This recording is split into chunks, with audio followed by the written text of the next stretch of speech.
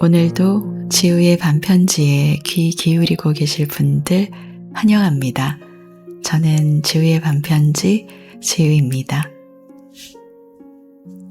세계에서 가장 많은 재산을 가지고 있으며 노벨상 수상자를 가장 많이 배출한 민족은 유대인이라고 합니다.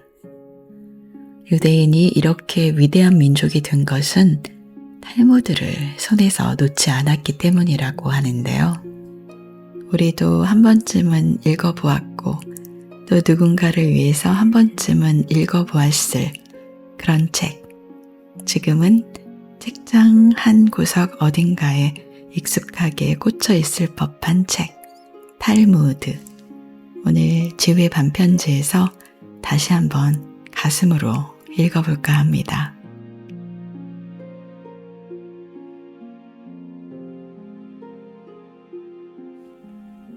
기적의 사과. 옛날 어느 임금에게 딸이 하나 있었다.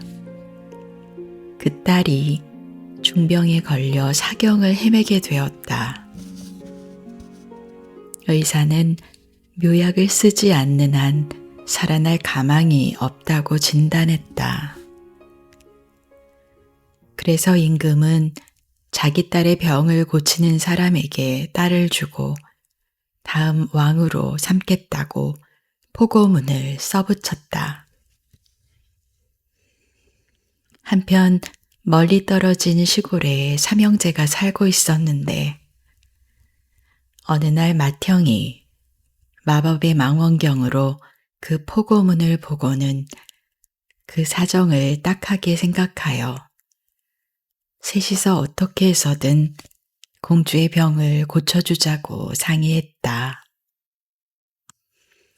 삼형제 중 둘째는 마법의 양탄자를 가지고 있고 막내는 마법의 사과를 가지고 있었다.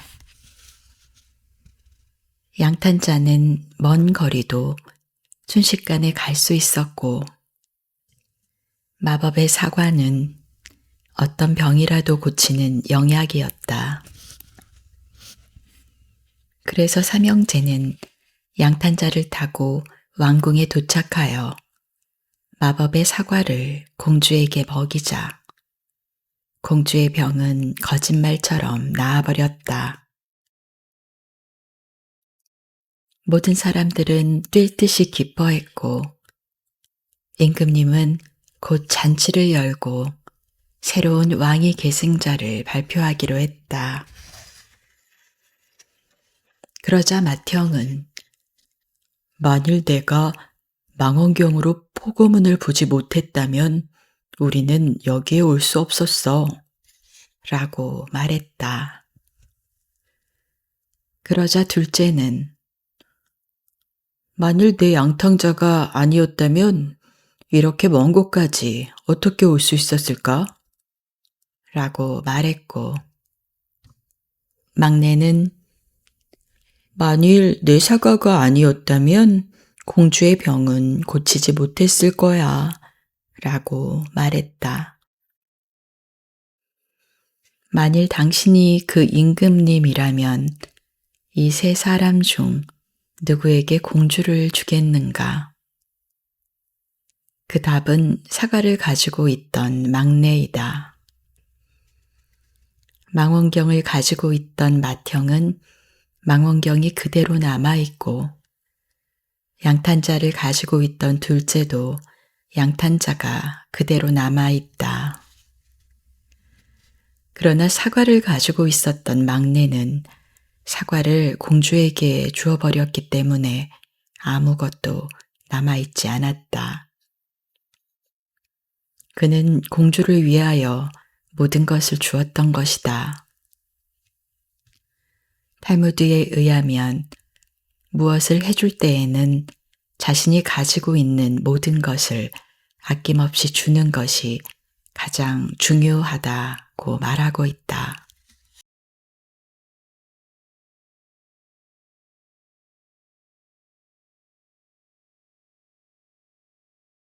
그릇.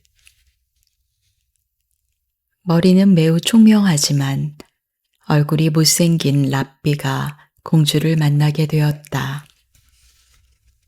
공주는 그를 보고는 이렇게 말했다.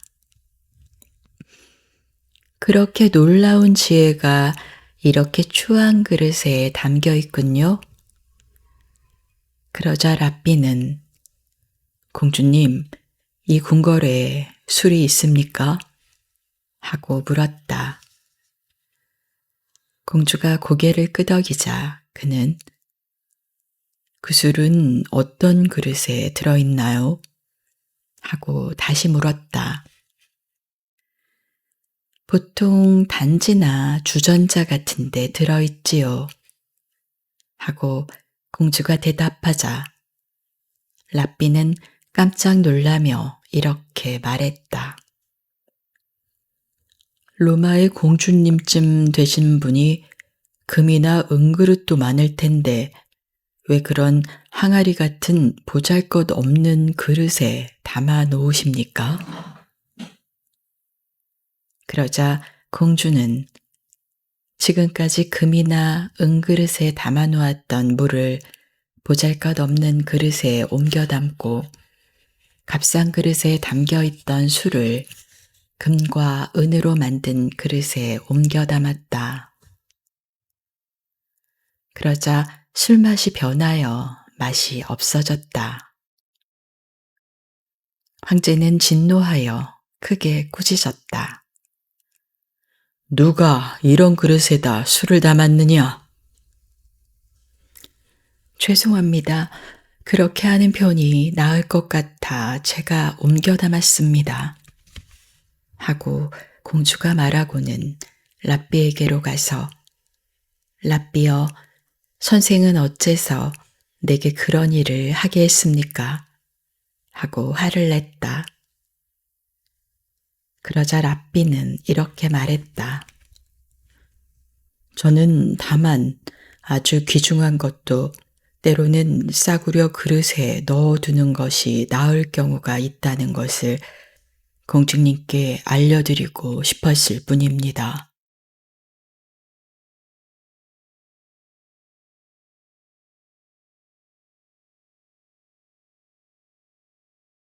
세 자매.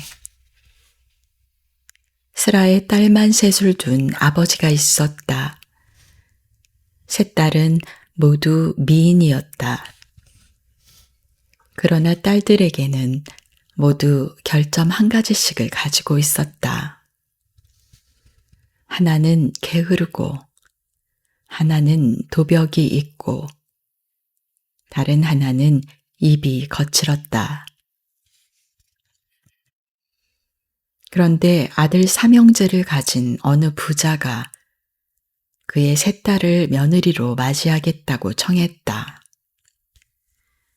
딸들의 아버지가 자기 딸들에게는 다 저마다 결점이 있다고 말했는데 시아버지가 될 사람이 그것은 자신이 책임을 지고 주의시켜 나가겠다고 대답했다. 그리하여 세 딸은 삼형제에게 각각 시집을 가게 되었다. 새 며느리를 맞이한 시아버지는 게으른 며느리를 위해서 많은 하녀들을 고용했다. 도벽이 있는 며느리에게는 큰 창고의 열쇠를 내어주어 자기가 원하는 것은 무엇이든지 가지라고 했다. 험담하기를 좋아하는 며느리에게는 매일 아침마다 오늘은 또 누굴 헐뜯을 사람이 없느냐고 물었다. 어느 날 친정 아버지가 딸들의 결혼 생활이 궁금하여 살펴보러 갔다. 큰딸은 마음대로 게으름을 피울 수 있어서 행복하다고 말했다. 둘째 딸은 갖고 싶은 것은 언제든지 가질 수 있어 행복하다고 했다. 그러나 셋째 딸은 시아버지가 자기에게 남녀 관계를 추궁하여 괴롭힌다고 말했다. 그러나 친정 아버지는 셋째 딸의 말은 믿지 않았다. 왜 그랬을까? 그 딸은 시아버지까지도 헐뜯고 있었기 때문이다.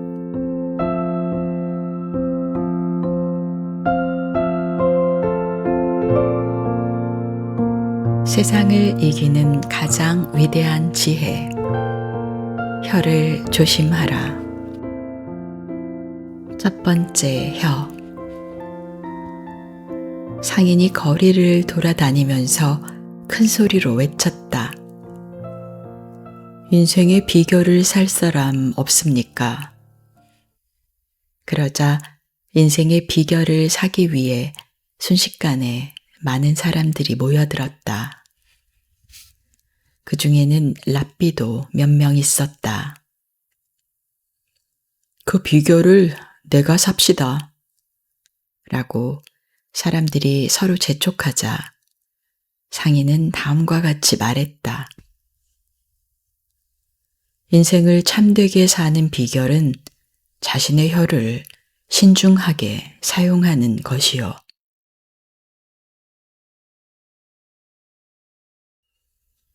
두 번째 혀.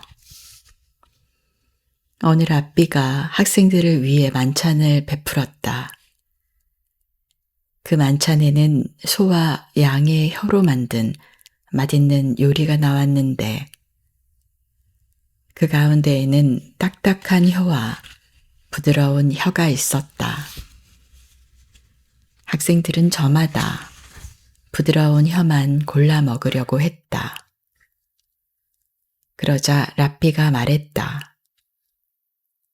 그대들도 언제나 혀를 부드럽게 간직하게. 딱딱한 혀를 가진 사람은 남을 화나게 하거나 불화를 가져오는 법이니까.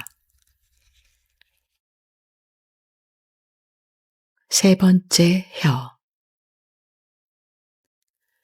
랍비가 어느 날 하인에게 시장에서 맛있는 것을 사오라고 심부름을 시켰다. 그러자 하인은 혀를 사가지고 왔다. 며칠 후 랍비는 다시 그 하인에게 오늘은 좀 싼 것을 사오라고 시켰다. 이번에도 하인은 또 혀를 사왔다. 그러자 랍비는 요전에는 맛있는 것을 사오라고 하니까 혀를 사오더니 오늘 싼 것을 사오라고 했는데 또 혀를 사오니 어떻게 된 것이냐 하고 물었다. 그러자 그 하인이 대답했다.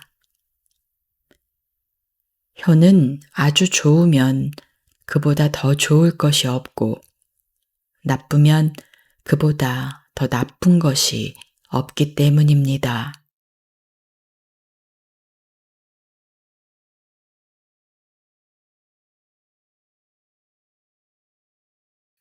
하나님이 맡긴 선물. 메이어라는 랍비가 안식일에 교회에서 설교를 하고 있었다.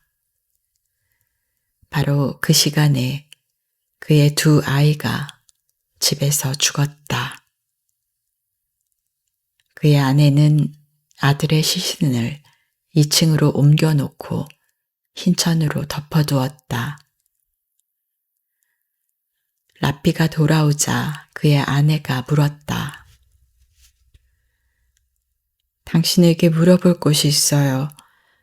어떤 분이 잘 보관해 달라며 내게 아주 값비싼 보석을 맡겨두고 갔어요. 그 주인이 갑자기 와서 자기가 맡겼던 보석을 달라고 하는 거예요. 이럴 때 나는 어떻게 해야 하죠? 랍비가 말했다. 그 보석을 임자에게 돌려주어야 하오. 그러자 아내가 말했다. 실은 지금 막 하나님께서 귀중한 보석 둘을 찾아가지고 하늘로 가셨어요. 랍비는 아내의 말을 이해하고 아무 말도 할 수가 없었다.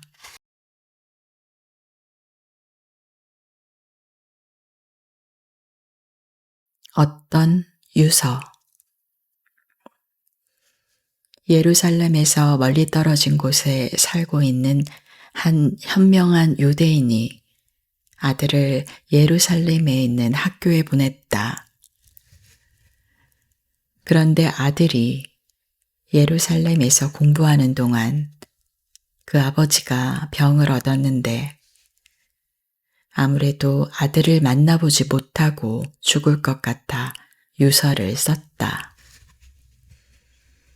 유서의 내용은 전 재산을 노예에게 물려주되 그 가운데 그의 아들이 원하는 것 한 가지만 주라는 내용이었다.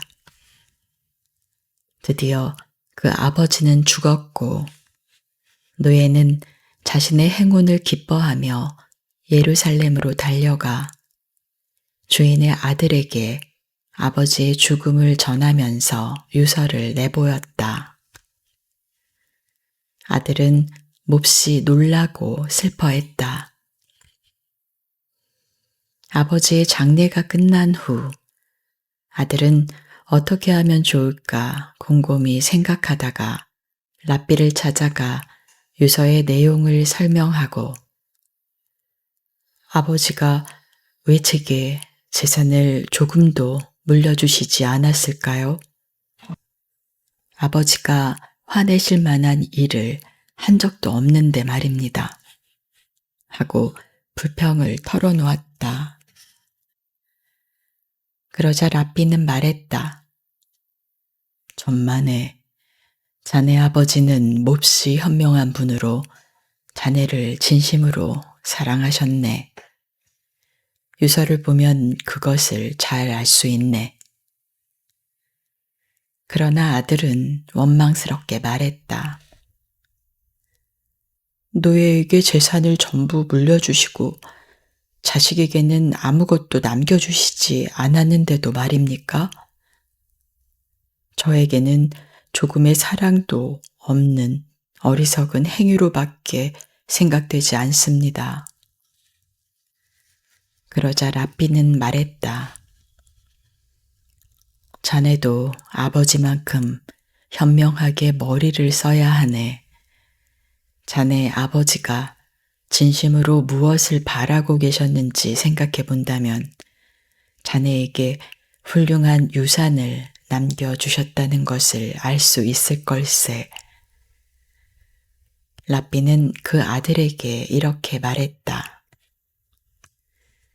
우선 자네 아버지는 임종할 무렵 자네가 집에 없기 때문에 노예가 재산을 가로채 도망쳐버리거나 써버리거나 어쩌면 자기가 죽었다는 사실조차 자네에게 전하지 않았을지도 모른다고 생각하여 재산 전부를 노예에게 준다고 하신 걸세.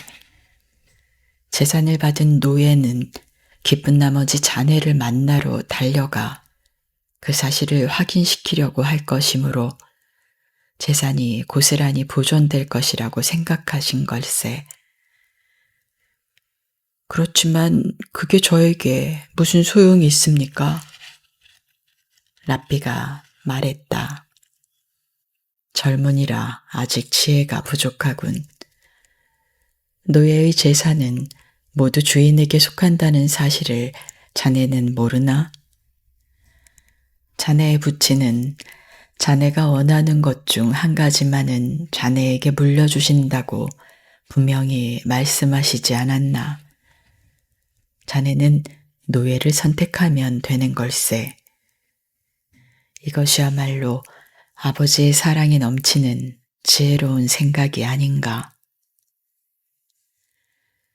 그제야 아들은 아버지의 깊은 뜻을 깨닫고는 랍비가 일러준 대로 한 다음 그 노예를 해방시켜 주었다. 그 후 그는 항상 역시 나이 든 사람의 지혜는 당할 수가 없어 라고 입버릇처럼 말하곤 했다.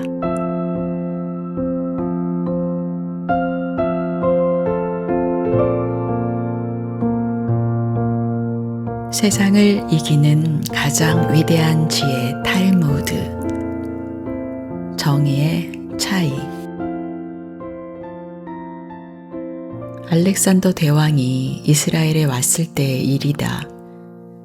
한 유대인이 그에게 대왕께서는 우리가 가지고 있는 금은보화가 탐나시나요? 하고 물었다. 그러나 알렉산더 대왕은 이렇게 말했다. 내게도 금은보화는 많이 있어 조금도 부럽지 않다. 나는 다만 유대인들의 전통과 정의를 알고 싶을 뿐이다. 알렉산더 대왕이 머무는 동안 마침 두 사람이 랍비에게 상담을 청했다. 그들 중 한 사람이 상대에게서 넉마더미를 샀다. 그 물건을 산 사람은 넉마 속에 많은 돈이 있는 것을 발견했다. 그래서 그는 넉마를 판 사람에게 가서 말했다.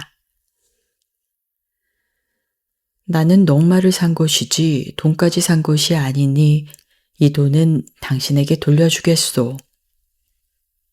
넉마를 판 사람이 말했다. 나는 당신에게 넉마더미 전체를 판 것이니까 그 속에 무엇이 들어있던지 모두 당신 것이오. 그러자 랍비는 이렇게 판결을 내렸다. 당신에게는 딸이 있고 그리고 당신에게는 아들이 있어. 그러니 그들을 결혼시킨 다음 그 돈을 그들에게 주는 것이 정의에 맞소. 후에 랍비는 알렉산더 대왕에게 물었다. 대왕의 나라에서는 이런 경우에 어떻게 판결을 내리십니까? 그러자 알렉산더 대왕은 이렇게 대답했다. 우리나라에서는 두 사람을 죽이고 돈은 내가 갖는다. 이것이 내게 있어서의 정의이다.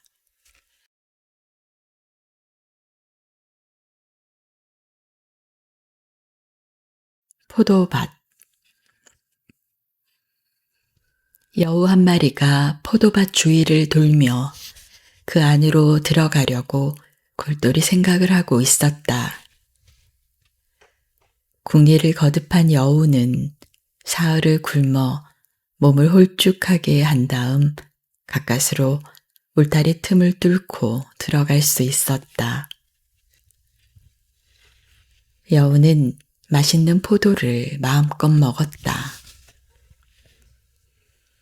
그러나 막상 다시 나오려 하니 배가 불러 빠져나올 수가 없었다.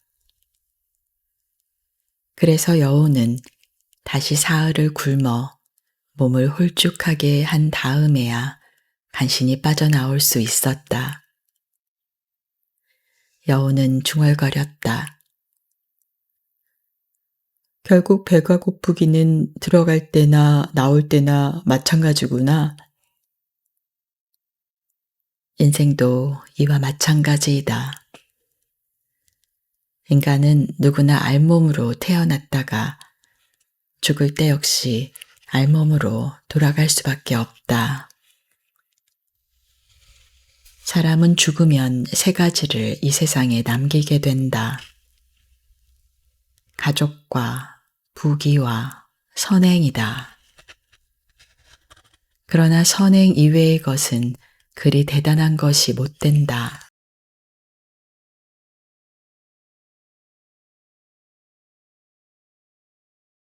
복수와 미움.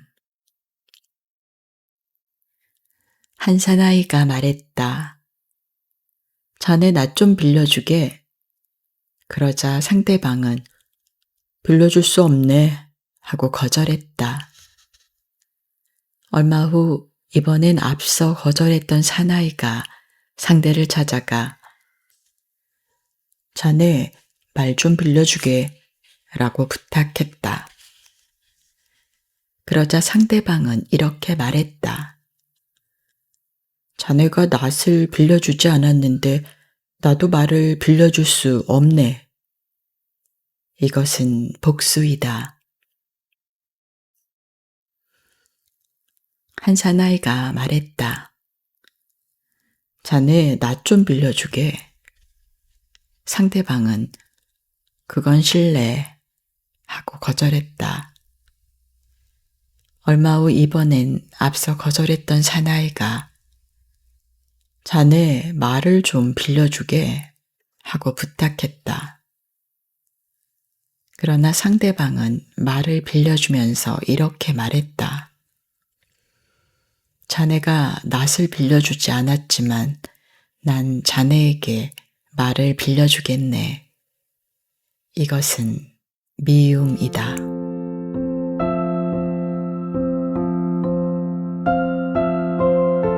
세상을 이기는 가장 위대한 지혜. 나무 열매. 한 노인이 뜰에서 묘목을 심고 있었다. 마침 그곳을 지나가던 사람이 그것을 보고 노인에게 물었다. 노인께서는 그 나무에서 언제쯤 열매가 열릴 거라고 생각하십니까? 70년쯤 지나면 열리겠지. 노인은 대답했다. 노인장께서는 그때까지 사실 수 있을까요? 하고 그가 묻자 노인은 이렇게 대답했다. 물론 그때까지 나는 살 수 없겠지. 하지만 내가 태어났을 때 가수원에는 열매가 풍성했지. 그것은 내가 태어나기 전에 아버지가 나를 위해 씨앗을 뿌렸기 때문이지. 내 경우도 그렇다네. 소경의 등불. 깜깜한 밤길을 한 사나이가 걸어가고 있었다. 그런데 맞은편에서 한 소경이 등불을 들고 걸어오고 있었다. 사나이가 소경에게 물었다. 당신은 앞을 보지 못하는데 왜 등불이 필요합니까? 내가 이 등불을 들고 걸어가면 등불 때문에 눈뜬 사람들이 내가 걸어가고 있다는 것을 알 수 있습니다. 초대받지 않은 손님. 한 랍비가 이렇게 말했다. 내일 아침 6사람이 모여서 이 문제를 해결하도록 합시다. 그런데 다음 날 아침 7사람이 모였다. 부르지 않은 한 사람이 끼어 있었던 것이다. 랍비는 그 7번째 사람이 누구인지 가려낼 수가 없었다. 그래서 랍비는 여기에 나올 이유가 없는 사람은 당장 돌아가시오 라고 말했다. 그러자 그들 중에서 누가 생각해도 틀림없이 그 자리에 있어야 할 사람이 일어나서 나갔다. 왜 그랬을까? 그는 모인 사람 중에서 부름을 받지 않았는데 잘못 알고 나온 사람에게 굴욕감을 주지 않기 위해서 자진해서 나갔던 것이다.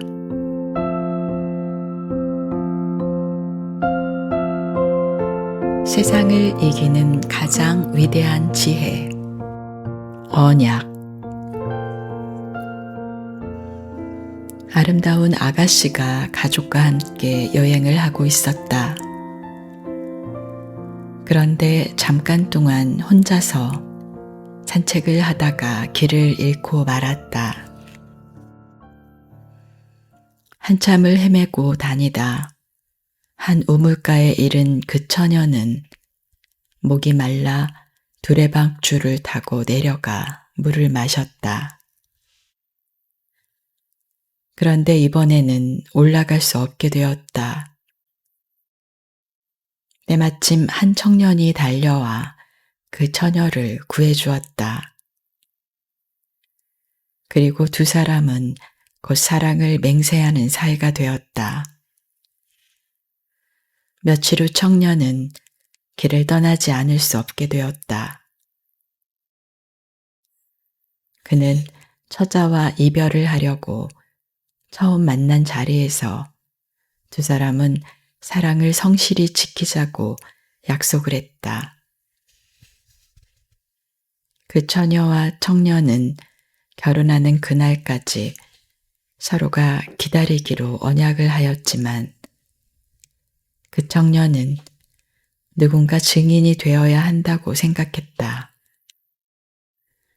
그때 마침 족제비가 옆으로 지나가고 있었다. 그 처녀가 말했다. 됐어요. 저 족제비와 우리 옆에 있는 이 우물이 증인이에요. 그리고 두 사람은 헤어졌다. 몇 해의 세월이 흘렀다. 그 처녀는 정절을 지키며 줄곧 그 청년을 기다렸다. 그러나 그 청년은 타양에서 결혼하여 아이까지 얻어 행복하게 살고 있었다. 어느 날 그 아이가 놀다가 지쳐서 풀밭에 잠들어 있을 때 족제비가 덤벼들어 잠자고 있는 아이의 목을 물어 그 아이는 죽고 말았다. 부모는 매우 슬퍼했다. 그 후에 다시 아이를 얻은 그들은 행복을 되찾았다.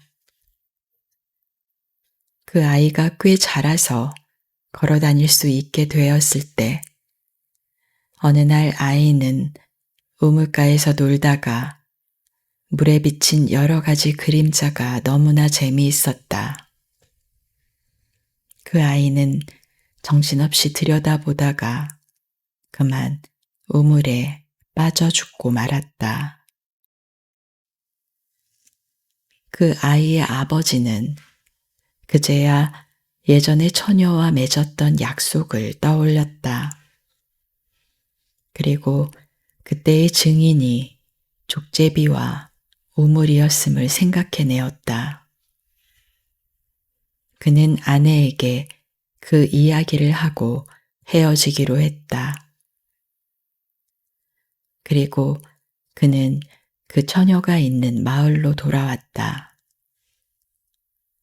그 처녀는 그때까지 결혼하지 않고 그를 기다리고 있었다.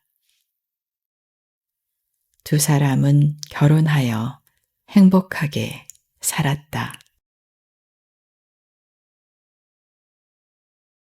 가정의 평화.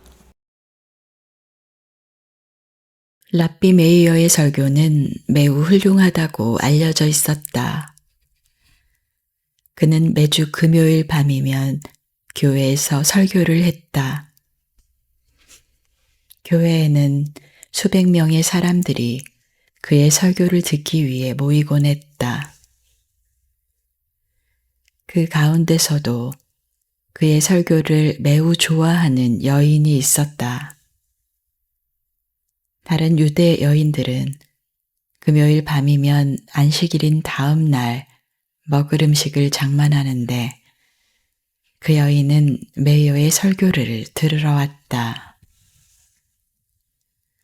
메이어는 오랫동안 설교했고 그 여인은 흐뭇한 마음으로 집에 돌아왔다.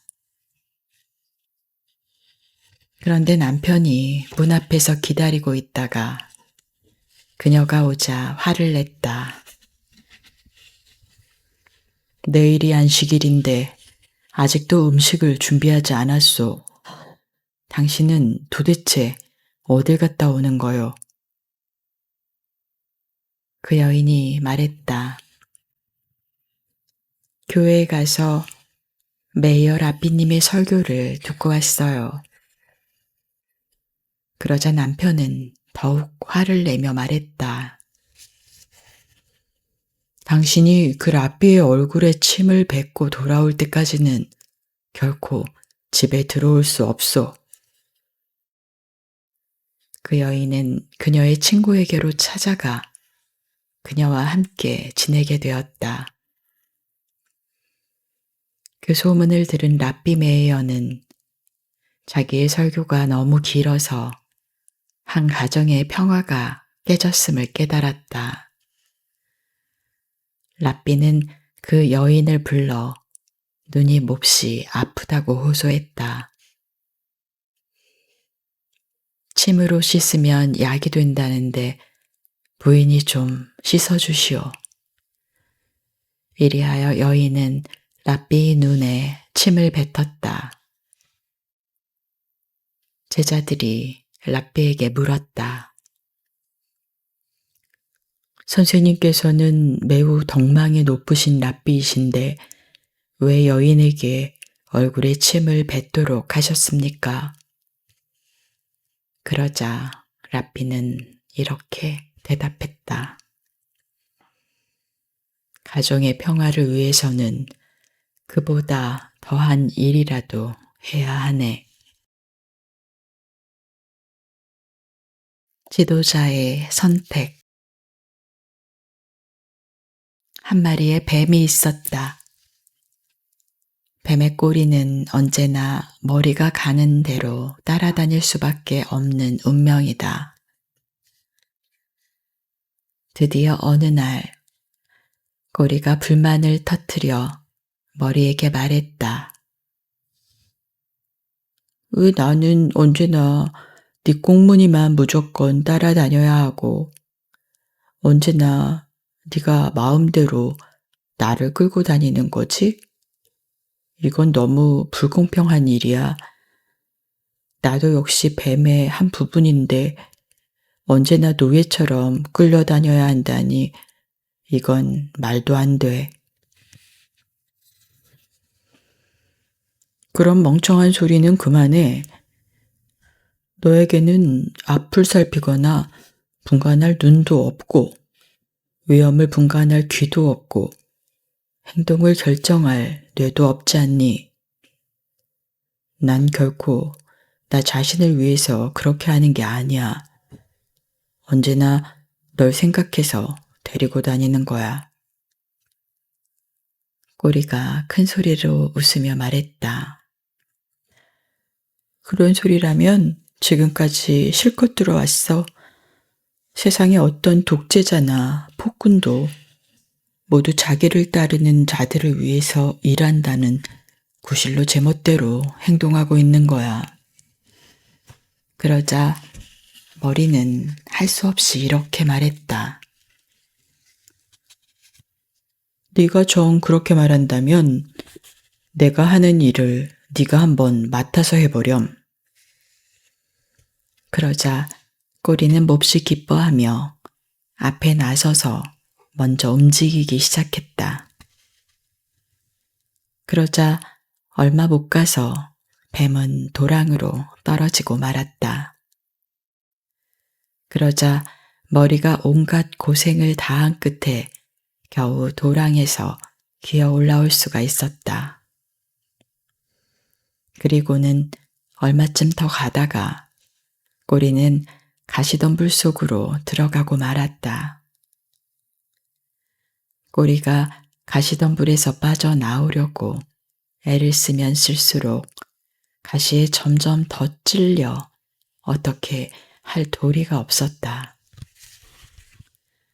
이번에도 머리의 도움으로 뱀은 상처투성이가 되어 가까스로 가시덤불 속에서 빠져나왔다.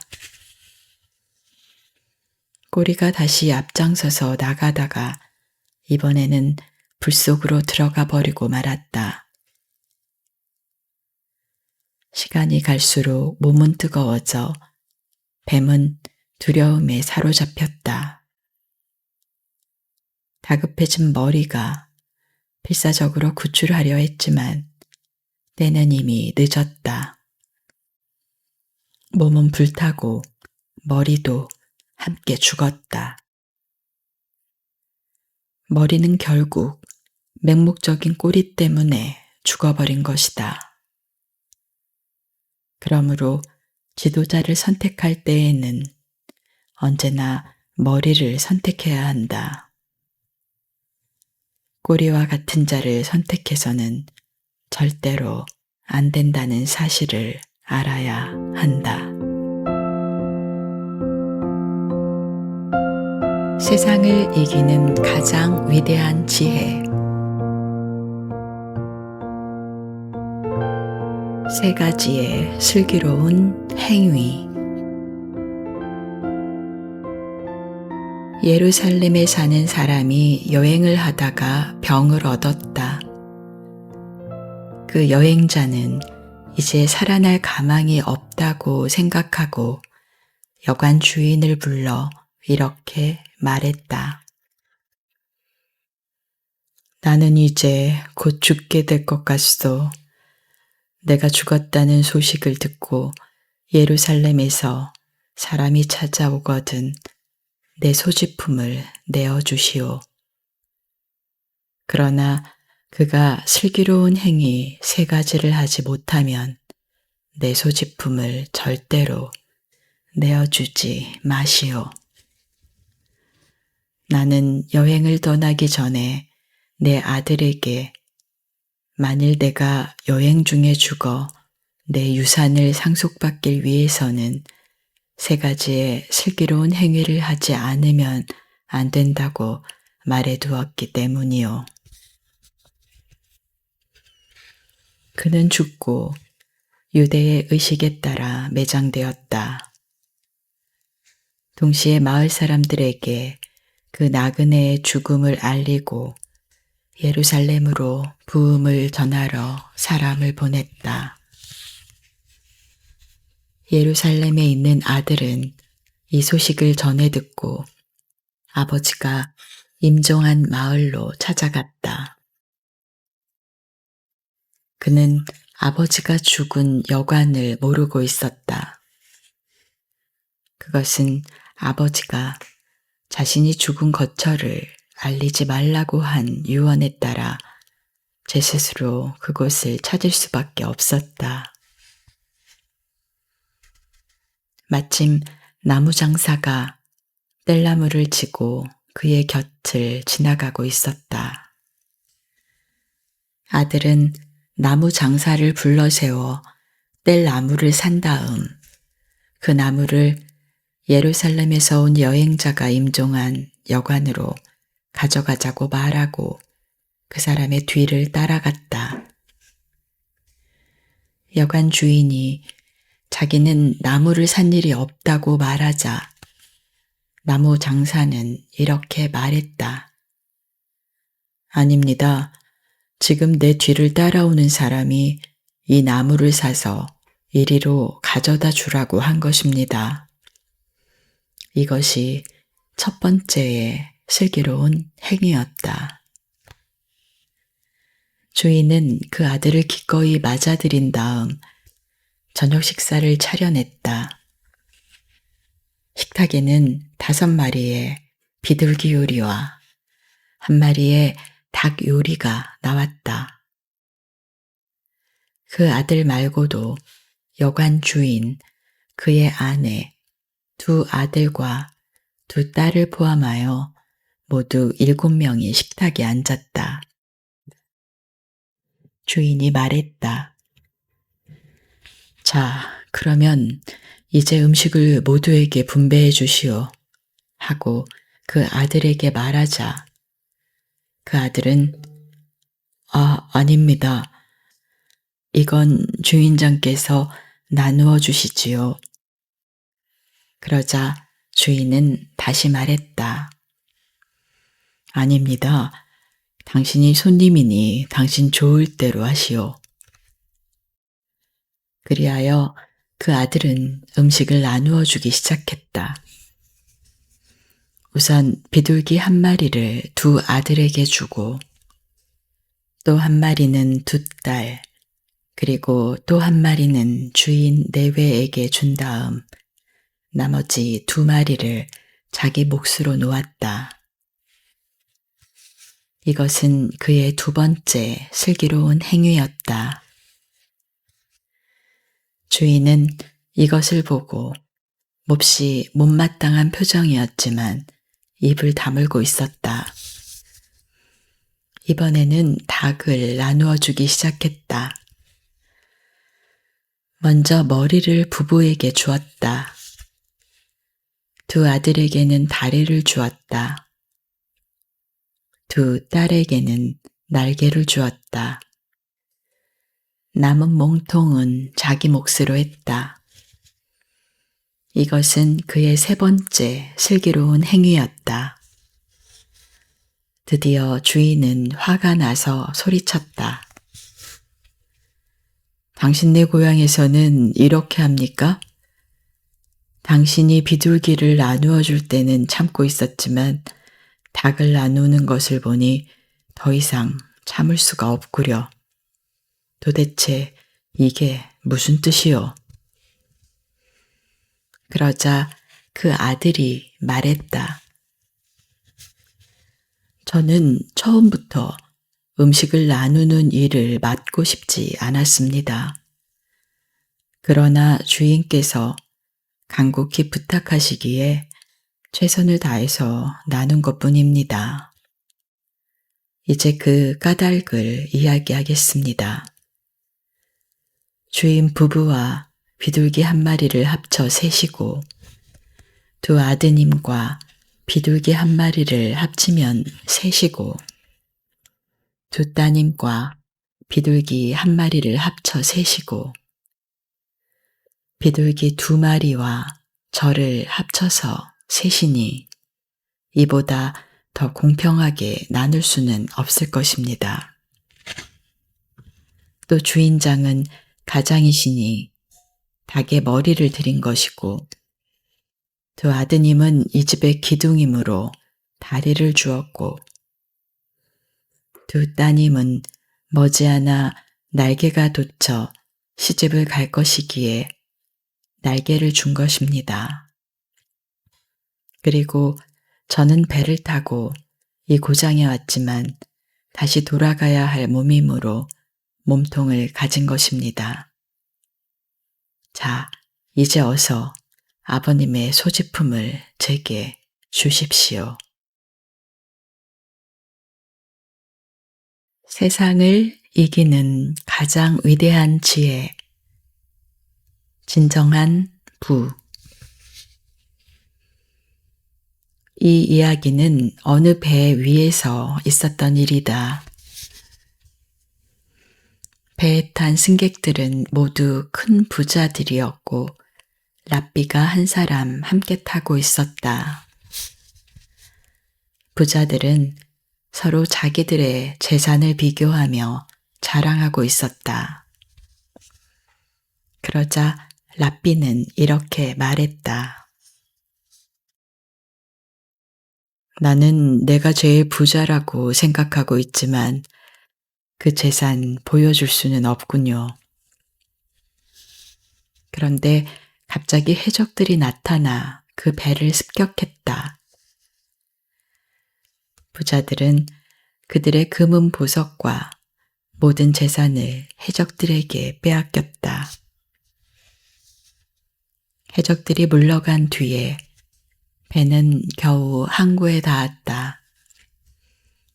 랍비의 높은 교양은 곧 그 항구 사람들에게 인정을 받았다. 랍비는 학교의 학생들을 모아놓고 그들을 가르쳤다. 얼마 후 랍비는 함께 배를 타고 여행했던 부자들을 만나게 되었다.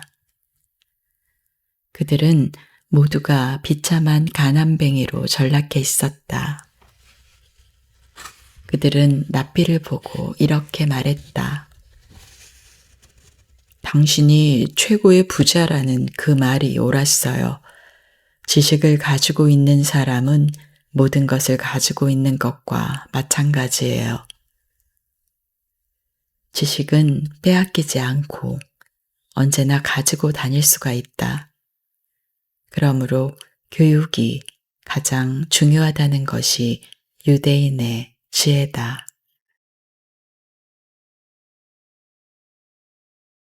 천국과 지옥. 어떤 아들이 아버지에게 살찐 닭을 잡아들였다. 이런 닭을 어디서 구했느냐? 하고 아버지가 묻자 그 아들은 아버지, 그런 건 마음 쓰지 마시고 많이 잡숫기나 하세요. 라고 말했다.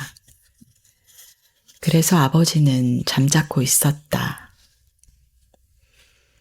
또 한 아들은 방앗간에서 밀가루를 빻고 있는데 왕이 전국의 방앗간 주인에게 소집령을 내렸다. 그는 방앗간 일을 자신의 아버지에게 맡기고 도성으로 갔다. 독자는 두 아들 가운데 누가 천국으로 가고 누가 지옥으로 갈 것이라고 생각하는가? 그리고 그렇게 생각하는 이유는 무엇인가? 방앗간을 하는 아들은 왕이 강제로 소집한 노동자들을 혹사시키며 좋은 음식도 주지 않을 것을 알고 있었기 때문에 아버지 대신 자기가 갔던 것이다. 그래서 그는 죽어 천국으로 갔다. 그러나 아버지에게 살찐 닭을 잡아들인 아들은 아버지가 묻는 말에 대답을 제대로 하지 않았다. 그래서 그는 지옥으로 갔다.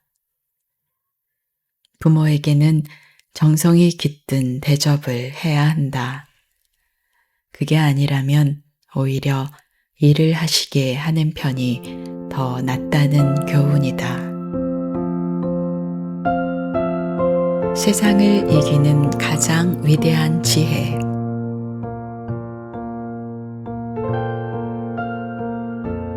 새 친구.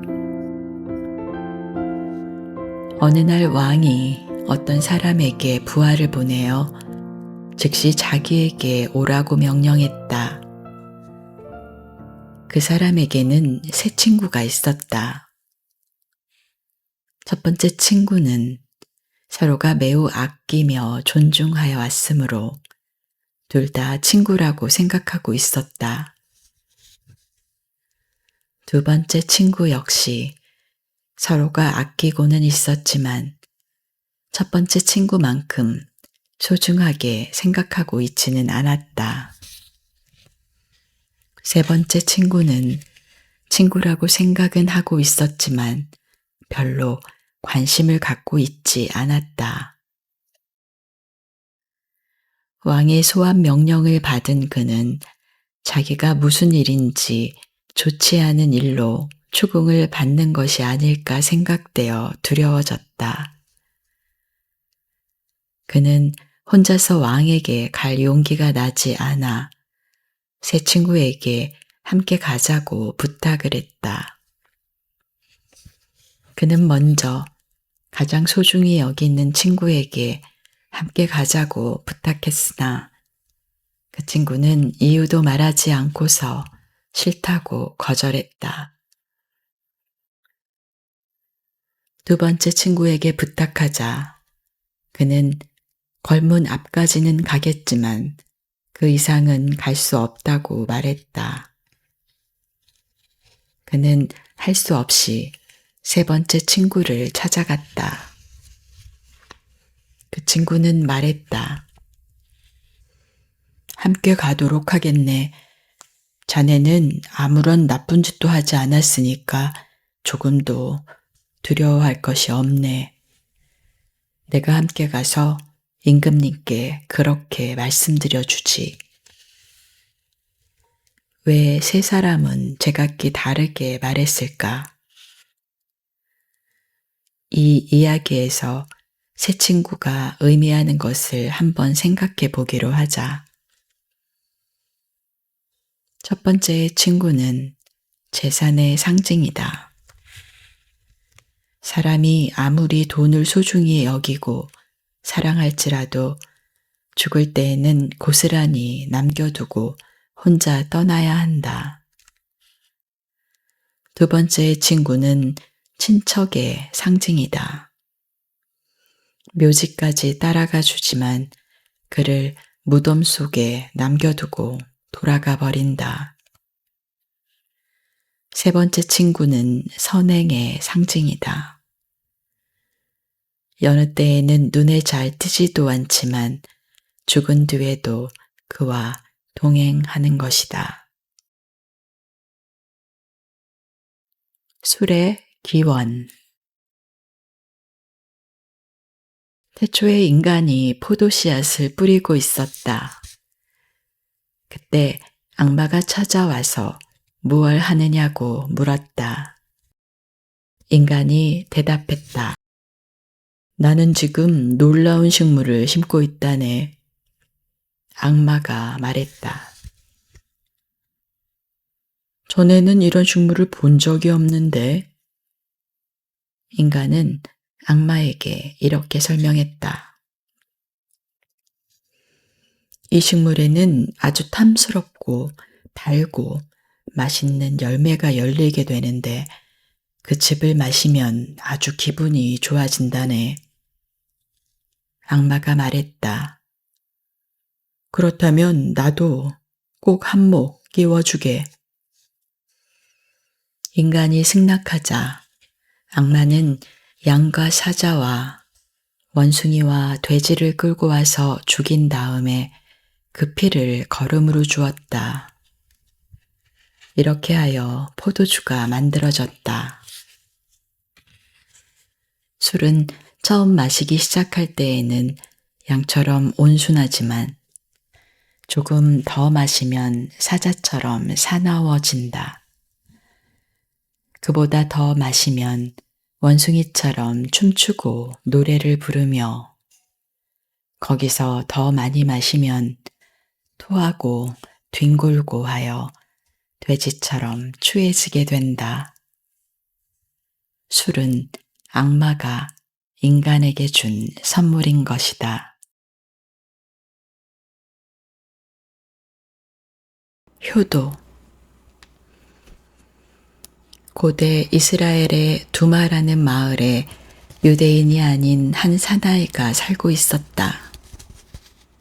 그는 금화 3,000냥의 값어치에 해당되는 다이아몬드를 가지고 있었다.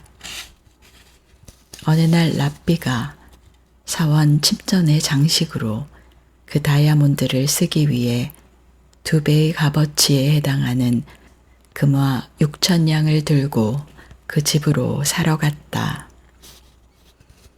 그런데 공교롭게도 주인은 그 다이아몬드를 넣어둔 금고의 열쇠를 베개 밑에 두고 낮잠을 자고 있었다. 그의 아들은 랍비에게 말했다. 주무시는 아버지를 깨울 수는 없습니다. 그래서 다이아몬드는 팔지 못하겠습니다. 그만큼 큰 돈벌이가 있는데도 잠자는 아버지를 깨우지 않는다는 것은 대단한 효성이라 감탄하여 그 랍비는 이 이야기를 사람들에게 널리 전했다. 어머니. 랍비가 어머니와 함께 길을 가고 있었다. 그런데 돌덩이가 많고 바닥이 울퉁불퉁한 길이어서 걷는데 매우 불편했다. 그래서 랍비는 어머니가 한 걸음 한 걸음 내딜 때마다 자기의 손을 그 발밑에 받쳐들었다. 탈무드에서는 부모에 관한 이야기가 나오면 반드시 아버지를 먼저 내세우는데 이 이야기는 유일하게 어머니만이 나오는 것이다. 어머니도 아버지만큼 소중하다는 것을 말하기 위해서일 것이다. 그러나 만일 부모가 동시에 물을 마시고 싶어 한다면 물은 아버지에게로 먼저 가져간다. 왜냐하면 어머니도 아버지를 섬길 입장에 있기 때문에 어머니에게 먼저 물을 드리더라도 그 어머니는 다시 아버지에게 건네줄 것이기 때문이다. 오늘 지우의 반편지는 5000년 유대인의 역사 속에서 없어서는 안 될 중요한 교육서 탈무드 함께 읽었습니다. 유대인 부모들은 자녀들에게 성적 대신 질문과 토론을 챙긴다고 합니다. 그들은 말없이 듣기만 하는 습관을 극도로 경계하면서 궁금한 건 언제든지 질문하라고 격려한다고 해요. 서로 나누는 대화 속에서 삶의 지혜를 공유하는 지혜로운 우리가 되었으면 좋겠습니다. 좋은 글 함께 읽었으니까 잠자리에 누워서 곱씹어보는 명상의 시간도 좋을 것 같습니다. 오늘도 함께 해주셔서 감사하고요. 모두 잘 자요.